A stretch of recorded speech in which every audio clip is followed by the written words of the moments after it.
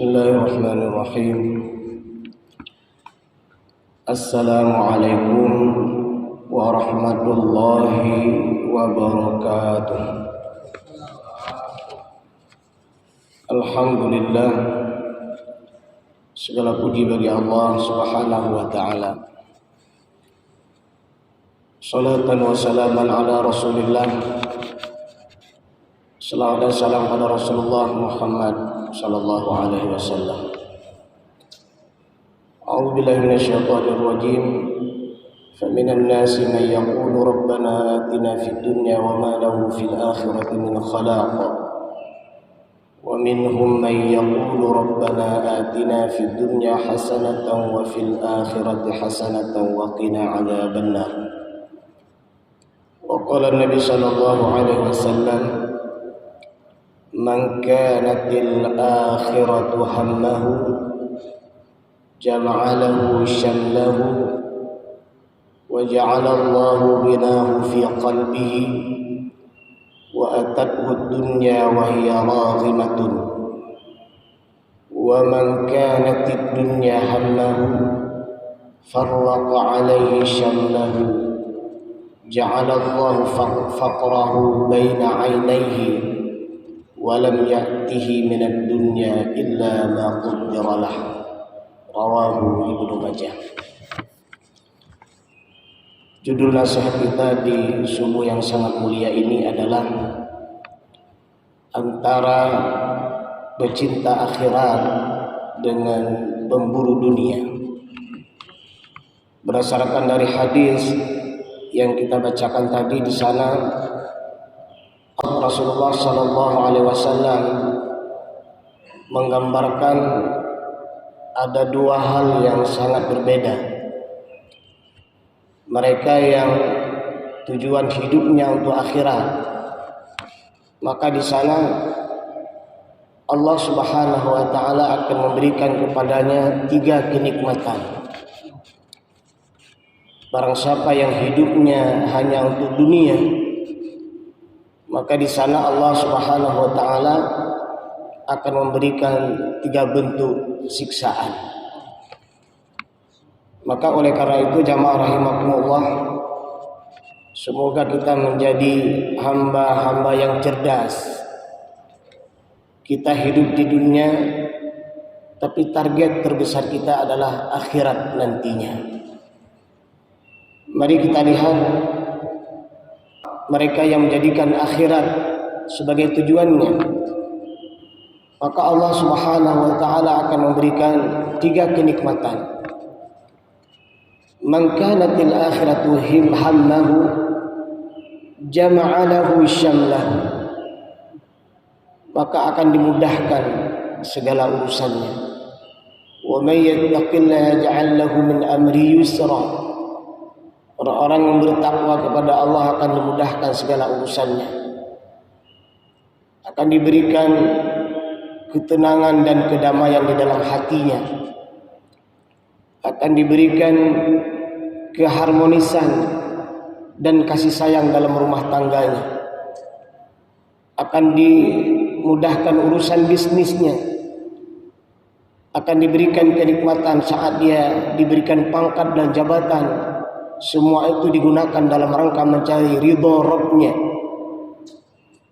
Itulah di antara kemudahan-kemudahan yang Allah berikan.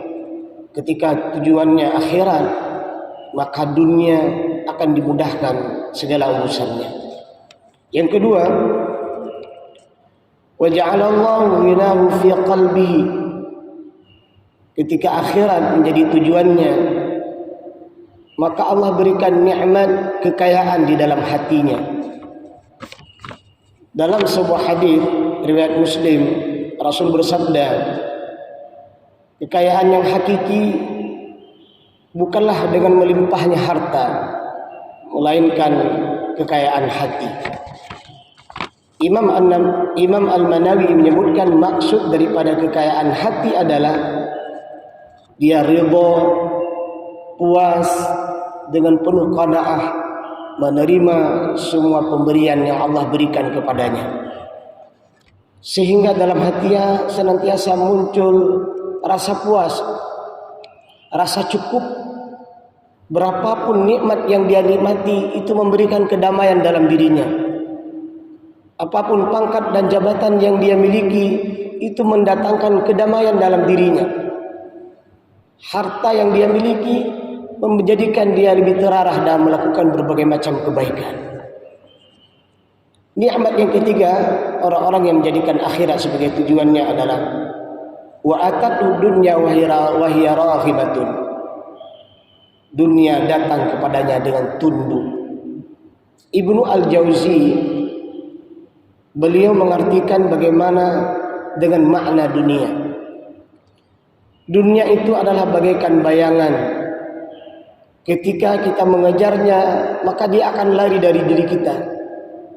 Ketika kita berpaling darinya, maka dia akan mengikuti kita. Begitulah orang-orang yang menjadikan akhirat sebagai tujuannya, maka dunia akan datang kepadanya dengan tunduk. Apa maksudnya? Dunia itu akan ada dalam genggamannya, akan mudah datang kepadanya. Semua urusan-urusan akan diselesaikan oleh Allah Subhanahu wa taala. Tetapi sebaliknya, wa man kanatid dunya hammahu, orang-orang yang menjadikan dunia sebagai tujuannya, maka diberikan 3 siksaan. Farraqa alaihi syamlahu, maka hancurlah, babak belurlah, kacaulah urusan-urusan dunianya. Tidak ada kedamaian dalam kehidupan keluarga. Tidak ada kenikmatan dari harta yang dia miliki. Pangkat dan jabatan justru menjadikan dia semakin jauh dari Rabb-nya. Semua urusan-urusan semakin sulit terselesaikan. Azab yang kedua atau siksa yang kedua adalah ja'alallahu faqrahu baina ainaihi, dijadikan dia sebagai pribadi yang miskin, tidak pernah merasa cukup. Apa yang dia miliki tidak pernah mendapatkan ketenangan dan kedamaian, mendatangkan keresahan dan kegalauan dalam hatinya. Dan bahkan dia melakukan berbagai macam cara untuk mendapatkan sesuatu yang diinginkan. Dia tidak peduli halal atau haram. Senantiasa merasa tidak cukup, merasa miskin. Ini bentuk siksaan karena dunia menjadi tujuannya. Dan yang terakhir adalah walam ya'tihi minad dunya illa ma qaddaralah. Dan dunia didatangkan kepadanya sesuai dengan takdir yang Allah berikan kepadanya. Jamaah rahimakumullah, semoga kita menjadi pecinta-pecinta akhirat, sehingga Allah mudahkan segala urusan kita. Allah berikan kekayaan di dalam hati kita, dan Allah datangkan dunia kepada kita dengan tunduk kepada kita. Semoga Allah hindarkan diri kita menjadi pemburu-pemburu dunia, sehingga segala urusan kita semakin sulit, kemudian hidup hanya selalu terasa miskin, hati kita merasa tidak cukup, dan ternyata dunia hanya datang sesuai dengan takdir yang tidak ditakdirkan oleh Allah Subhanahu wa taala. Semoga bermanfaat. Alhamdulillahirabbil alamin. Subhanakallahumma wa bihamdik, asyhadu an la ilaha illa anta, astaghfiruka wa atubu ilaika. Assalamualaikum warahmatullahi wabarakatuh.